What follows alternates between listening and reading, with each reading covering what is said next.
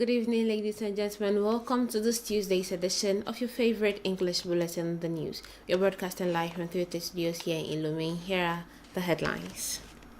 Togo is placing prevention at the forefront of its public health agenda, and from minimizing children to promoting healthier behaviors, the country is putting more effort into safeguarding lives before illnesses take hold. In today's edition, we explore the measures being implemented to make preventive health care a stronger part of everyday life. Togo senators are back at work following a brief parliamentary recess, with three key bills now at the center of their deliberations.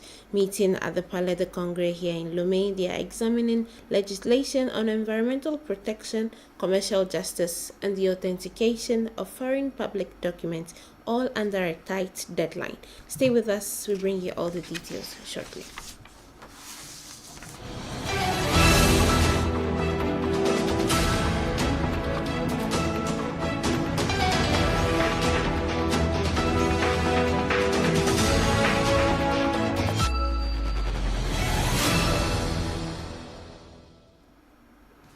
And yes, it is always a pleasure to have you join us.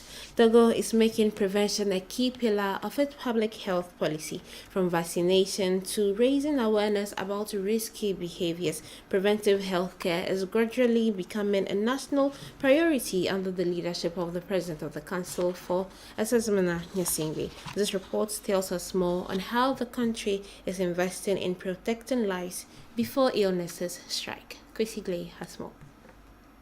For 2026, the health sector has been allocated a budget of 118 billion CFA francs. Behind this figure lies a far-reaching ambition to build a healthcare system that does not simply treat illnesses but also protects populations. The first results are already giving substance to this strategy. In the era of child protection, Togo has achieved a basic vaccination coverage rate of more than 80%. This performance places the country among the leading countries in the sub-Saharan Africa in the fight against vaccine-preventable diseases among children.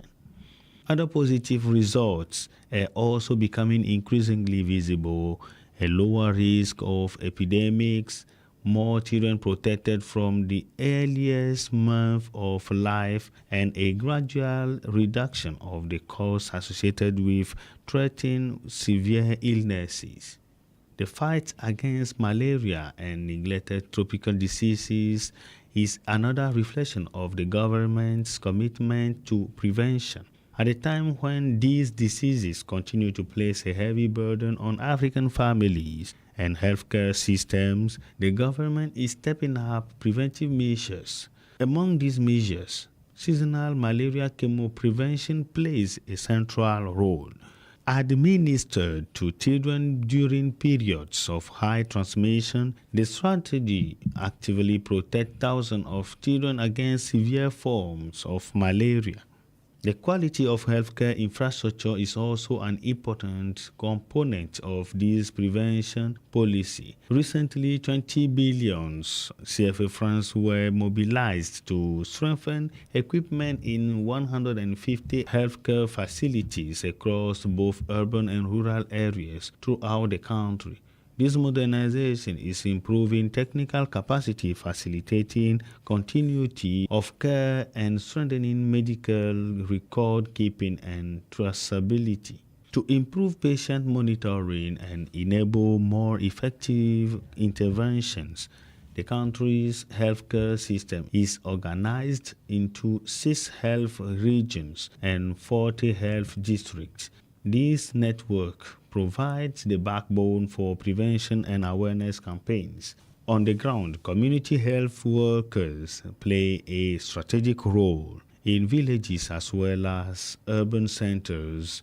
Preventive healthcare is gradually moving beyond policy documents and becoming part of everyday health practices.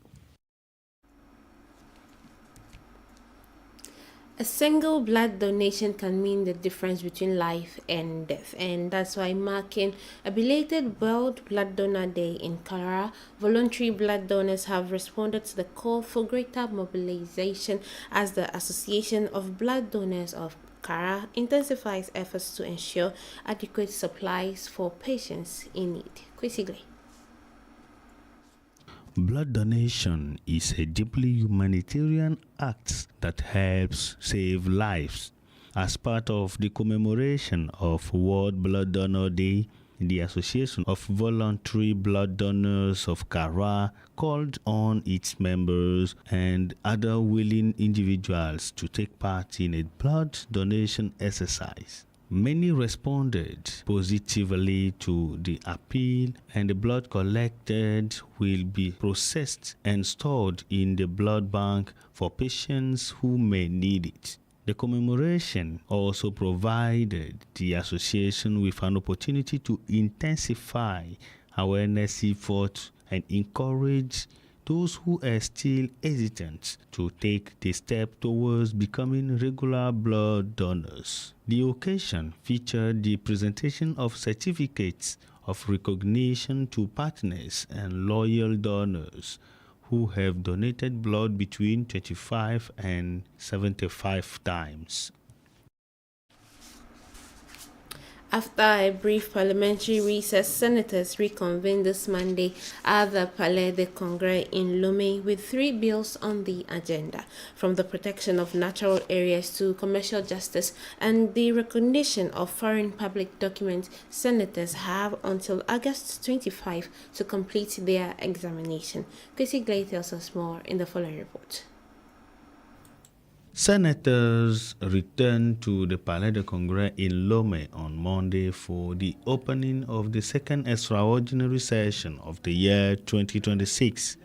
The session will focus on the consideration of 3 bills that were adopted at the first reading by the National Assembly. In his opening address, the President of the Senate stressed the urgency of the session. Compte tenu donc de l'urgence et de la priorité. Given the urgency of the President of the Council's request, the 2 chambers must complete the examination of these bills before August 25, 2026. The first concerns the creation and management of protected areas with a focus on biodiversity, natural resources, and climate resilience. The second amend legislation on commercial courts to strengthen legal certainty and investor confidence. The third, authorized Togo's accession to Convention abolishing the legalization requirements for foreign public documents, simplifying procedure for citizens, students, families, and businesses.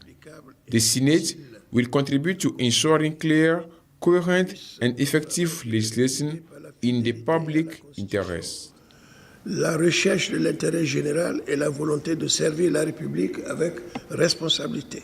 The opening session was attended by the Minister in charge of relations with Parliament and institutions. Senators will now continue their work in committees.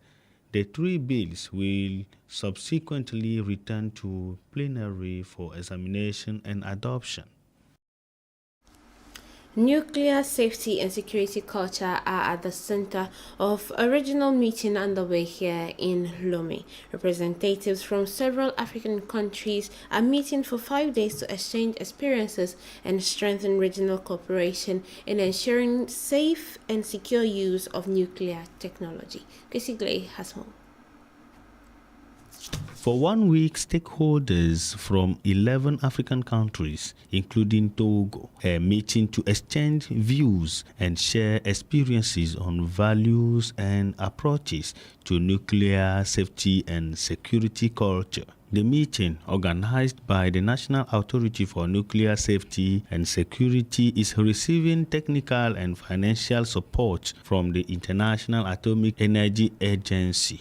Combining theoretical discussions with practical sessions, the meeting is expected to enable each participating country to develop better approaches to integrating nuclear safety and security principles into its national systems.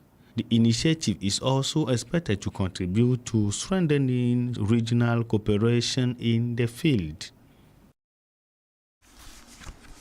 Social norms, economic limitations, and unequal access to opportunities continue to keep women away from decision-making spaces. And that is why women in Badu in the Wawa prefecture are taking part in a dialogue organized by the Circle of Action for the Development of Fulfillment of Women and Children to discuss the ways of removing social, cultural, and economic obstacles and advancing women's well-being. Quisigly reports.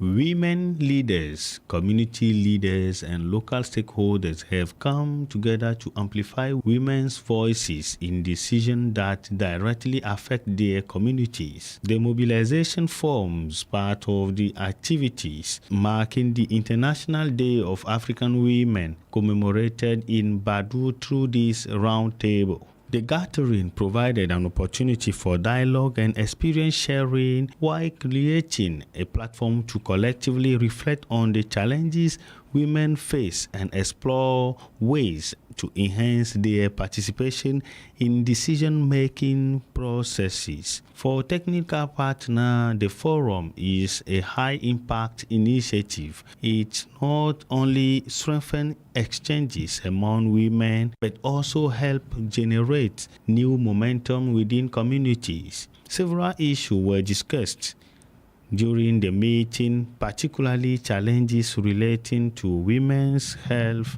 rights, and participation. The discussions are aimed at ensuring ongoing government effort to promote women's empowerment and participation in development. The commemoration in Badu forms part of the Voix Essentielle project with technical and financial support from Speak Up Africa. The initiative seeks to amplify women's voices and strengthen their leadership within their communities. And that brings us to the end of today's edition. A big thank you to my wonderful team and to you, our valued viewers, for joining us. Stay tuned to our channel for more news and updates. Have a wonderful evening, and until next time, goodbye.